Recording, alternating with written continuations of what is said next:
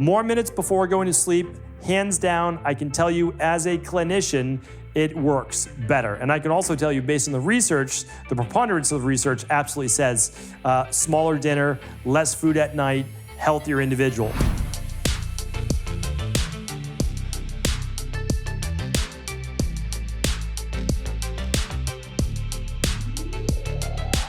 Welcome back, everyone. We're here today on the Cabral Concept. This is the intermittent fasting edition of the show. Love being able to bring you topics that have to do with one of the most popular and actually efficacious way to improve your overall health, body transformation, mood, and so much more. What I love to be able to do on the intermittent fasting shows is to bring you, though, the true, unbiased, both sides of the equation view of how intermittent fasting can be helpful, and when it's overdone, what does that look like? How do we bring it back into balance? But there's still so much of the world that is not engaging in even with a 12-hour intermittent fast. Now, the majority of the world, they would benefit from that, a minimum of a 12-hour intermittent fast. The only people who may not are those people that may have a medical condition that doesn't allow them to, or they've maybe adrenal-based issues where they maybe have hypoglycemia and HPA axis-based issues. Totally understand that.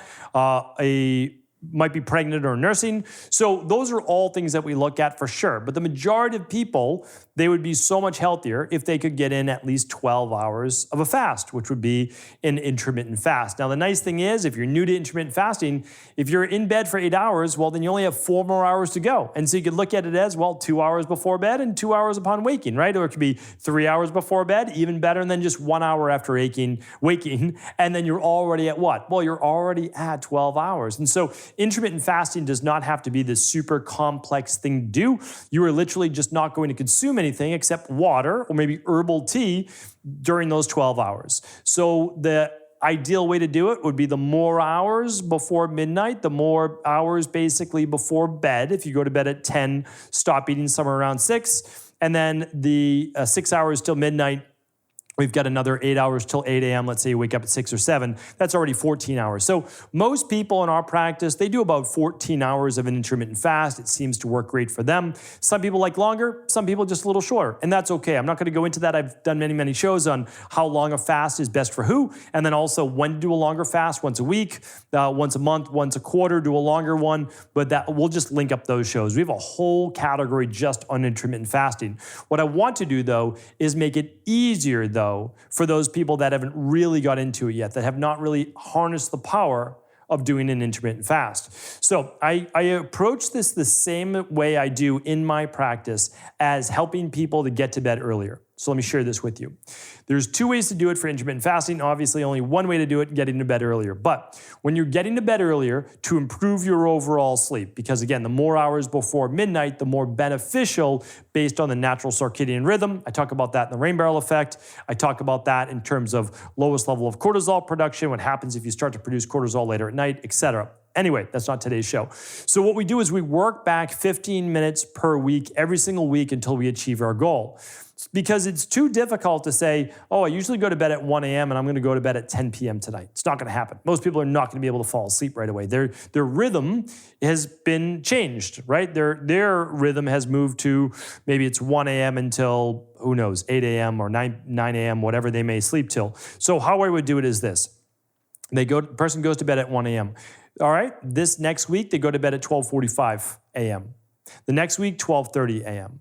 Then 12:15, then midnight, you see how it works. And then over the course of a couple months, we can work back to whatever time they feel is best. Maybe they're never a 10 p.m. kind of person. Maybe they're closer to 11. Okay, well, 11 versus 1 a.m., still much better, right? Still much better in terms of going to bed with the darkness and waking up with the sun. But let's focus on intermittent fasting today. How can we improve someone who's not used to doing a 12-hour intermittent fast? They're used to eating all the way up until maybe 10 o'clock at night, snacking or so, or having a later dinner. What I like to do is this. There's 2 ways we can move the needle in terms of improving that intermittent fast. One, we could do more minutes after waking to extend the fast to 12 hours, or more minutes before going to sleep. More minutes before going to sleep, hands down, I can tell you as a clinician, it works better. And I can also tell you based on the research, the preponderance of the research absolutely says smaller dinner, less food at night, healthier individual. You can measure it based on, again, I'm wearing a smartwatch, I'm wearing a ring. Both of these things can be put on airplane mode if you want. And what you're looking for is improvements in heart rate variability, improvements in increase in deep sleep, potentially REM sleep. I usually see deep sleep is the one that improves more with the intermittent fast. Breath rate may drop, body temp may drop, etc. So you're looking for sleep metrics to actually improve as well. And I think you'll see that the more minutes before going to bed. But anyway, you can do it either way. But either way, you're doing it by 15 minutes. That's it. So this is how we're going to do it, just on one end. Let's say you eat typically all the way up until 9 p.m. That's like when you have a snack after dinner. Okay, this is all we're going to do. 8:45, you don't have to change anything. Literally, I'm not asking you to change your food for today. That's not what today's show is all about. Today is eat whatever you typically are eating, but let's get into longer intermittent fast. Then ideally, we change your foods a little bit as well, maybe one meal at a time. So let's do this. Let's look at you moving from 9 p.m. to 8:45. Then the next week, 8:30. The next week, 8:15. The week after, 8 o'clock. So after 1 month, we've moved your eating window back 1 hour from 9 p.m. to 8 p.m. And if you go to bed at 10 p.m., then this is going to be a game changer as well. If you eventually get back that to 7 or better, even better. But for right now, we may have just gotten you into the window, because if you're at 8 p.m. at night and you stop eating and then you don't eat again until 8 a.m., we just got you your 12 hours. So that might be all you need and all you're interested in. But if not, you might say to yourself, listen, I don't think I can stop eating before 8 p.m. because, my spouse and I, we work late at night, or we work late and we don't even get to sit down until 7:30 at night. I get it, different phases of life. Like when I was in my 20s, my wife and I, we didn't have kids. I got married in my later 20s, and we worked. We worked until 7 o'clock, 7:30 at night, and then we had dinner around 7:30, 8. So I get it. I understand that. Still not as healthy, but it is what it is, right? A phase of life. So then what you can do is you can just say, okay, I might move the needle on the AM, because you might not wake up until 7 a.m. Okay, if that's the case, you could probably go till what? 8:30, maybe even 9 o'clock. It really just depends on when you start the stress of your day. So for you, you could say, I'm going to move the needle to 8 p.m. You just say partner and I are working towards finishing dinner by 8. We might move our schedule back a half hour, and then you go to 9. Okay, now you just got in 13 hours. So there's different ways to play with this, but by doing 15 minutes, it doesn't overwhelm the mind or the body, and the body is the nervous system, right? So you still get to do the things that you want to do. You're just moving the needle by 15 minutes, and it's so gradual. Each day you just do the 15 minutes. The next week you bump it back another 15 minutes. You're going to be able to overcome that, no problem at all. So we've used that in our practice for sleep. We've used it in our practice for intermittent fasting, and I highly recommend it.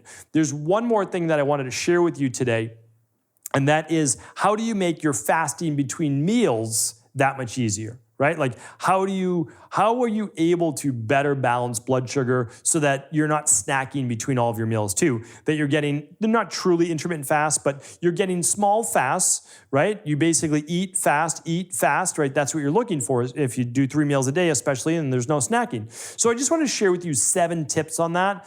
These are things that I highly recommend, and it's just going to make fasting between meals, because you can call it that much easier. Basically, no snacking during the day. The first and foremost is that most people are just not hydrated. I've got a liter bottle right here, glass bottle, neoprene sleeve. You can see all of my recommendations. I don't own any of these companies. Bamboo lid. These are out stevencabral.com/resources if you're watching this on video. If not, you can go there, of course, anytime. But these are inexpensive things that make life easier. I know that if I drink 3 of these a day, I'm well hydrated, right? I've just gotten, how much is that? 12 glasses of water a day. Plenty of water for someone like myself. And I've got all sorts of shows on how much water you should drink per day. I'll link that up today at stevencabral.com/2664. I'll link up all the previous intermittent fasting shows there as well. Plus, like the Foundation of All Diets podcast, I'll link that there too. So stay hydrated. Like that's the thing. Make sure you are hydrated. There's all sorts of nuances to that, of not drinking a half hour before a meal, like a lot of water, not drinking for about, little sips of water throughout the meal, and then an hour or so later. But I don't want to get too deep into that today. These are just things to make sure that you're not snacking or just constantly eating throughout the day, right? Okay, the second one is this: staying busy. Right? Because if you're not busy, that's why like after dinner, you have some downtime. Maybe like your first downtime for the day. You're like, yeah, I can sit on the couch watching my favorite show. I could eat, right? And so then you start to snack again. So just keep yourself busy. I know you don't have to keep yourself busy before bed. I get that. That's going to be more developing different habits. I talk about that in number 7. But just, keep yourself busy. Don't focus on food the whole time. The third one is eat enough protein at each meal to be satiated until the next. Some people, again, I'm not against carbohydrates, but if you only eat carbs, you may not be satiated. And if you are, it may not last for more than an hour, hour and a half, right? So get some protein at the meal. Number 4 goes along with this. Get fiber at each meal. Because if you get fiber and you get protein, those are going to be the 2 most satiating. It's more satiating than other types of carbs and fat.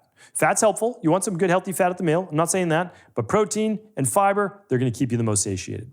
The 5th one is eating nutrient-dense, low-calorie, high-volume foods. I'll be talking about that next week in the show, so don't miss next week's show as well. Because nutrient-dense, low-calorie, high-volume foods mean you can eat a lot of these foods. You can eat a lot of them. Very little calories and lots of nutrition, which is really what we want to be doing. The problem is, many of these diets we have now, they're devoid of these foods. So that's why we're not satiated. So we want lots of those foods. One of my favorites of those, low-calorie, nutrient-dense, high-volume, broccoli, right? It's only one. I'll give you lots of other examples, but that's one.